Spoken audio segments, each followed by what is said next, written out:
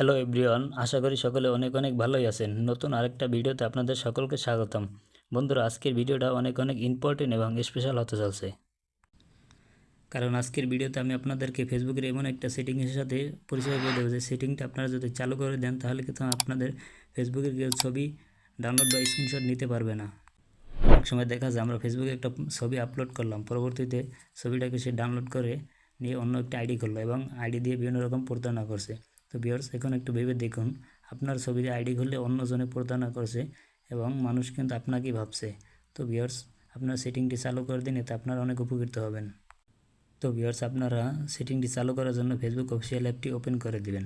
এরপর আপনারা প্রোফাইল অপশনে ক্লিক করবেন। এরপর আপনার প্রোফাইলে যে ইমেজটি দেখা যায় এটির উপরে ক্লিক করে দেবেন। তো ভিউয়ার্স, এরপর আপনার এখানে দেখুন লেখা আছে টার্ন অন প্রোফাইল গার্ড, এটার উপর ক্লিক করে দেবেন। এরপর আপনারা নেক্সট অপশন, এটার উপরে ক্লিক করে দেবেন। এরপর এটাকে সেভ করে দেবেন। তো ভিউয়ার্স, এখন দেখতে পাচ্ছেন আমাদের প্রোফাইলে কিন্তু একটা গার্ড চালু হয়ে গেছে। এখন যদি কেউ আমাদের ফেসবুকে এসে ডাউনলোড বা স্ক্রিনশট নিতে চায় তাহলে কিন্তু তারা পারবে না। তো ভিউয়ার্স, এই ছিল আজকের ভিডিওটি। আশা করি ভিডিওটি ভালো লাগছে। ভিডিওটি যদি ভালো লাগতো অবশ্যই ভিডিওতে একটি লাইক দিয়ে চ্যানেলটাকে সাবস্ক্রাইব করে দিন।